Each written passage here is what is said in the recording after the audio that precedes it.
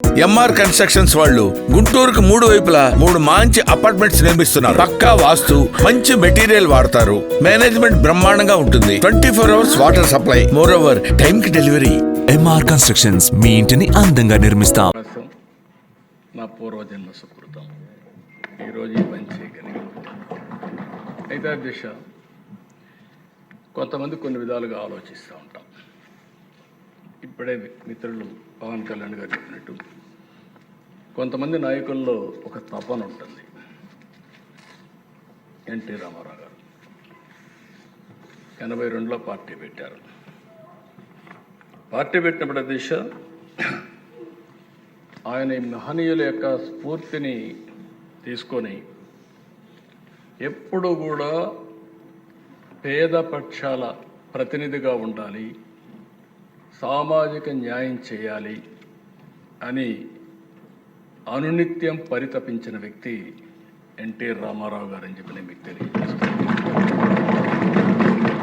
అయితే దేశం మీరు కూడా మొట్టమొదటి నుంచి ఉన్నారు ఆయనతో. మీరు ఆయన ఆలోచన విధానాన్ని ఎప్పటికప్పుడు చూశారు. ఈ దేశంలో ఫస్ట్ టైం ఎస్సీలకు ఎస్టీలకు 50% ఇండ్లు రిజర్వేషన్ చేయాలని నిర్ణయించిన వ్యక్తి ఎన్టీ రామారావు గారు. ఏదో పూరిల్లో ఉంటే అంత మునుపటి దేశ ఇల్లు అనేది ఒక 500 రూపాయలు ఇచ్చేవాడు. ఆ 500 రూపాయలు గుడిసేసేవాడు. ఆ గుడిసేస్తే ఎండొస్తే వర్షాలు వస్తే ఇంక మనకు తెలిసింది. అలాంటిది కాదు.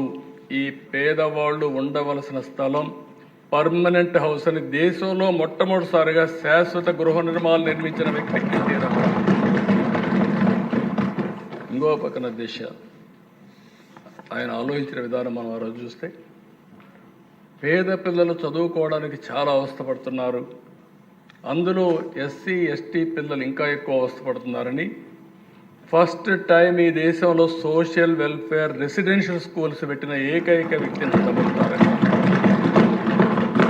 ఈరోజు 190 స్కూల్స్ ఉన్నాయి. ఈ 190 స్కూల్స్ అధ్యక్ష కార్పొరేటివ్ స్కూల్స్ అన్నీ టౌన్స్లో ఉంటాయి, 1 ఎకరా 2 ఎకరాల్లో ఉంటారండి. అలాంటిది 10 acres ల్యాండ్, 10 ఎకరాలు 20 ఎకరాలు ల్యాండ్స్ ఇచ్చి బ్రహ్మాండమైన బిల్డింగ్లు కట్టి బెస్ట్ విద్యా వ్యవస్థకు శ్రీకారం చుట్టిన వ్యక్తి నందమూరి తారక రామారావు.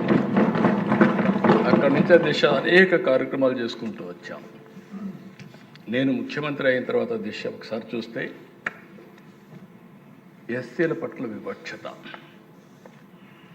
అప్పుడు ఆశ్చర్యం వేస్తుంది. ఇప్పుడు కూడా ఇవి ఉండే మెంబర్స్ చాలామంది అర్థం చేసుకోవాల్సిన అవసరం ఉంది.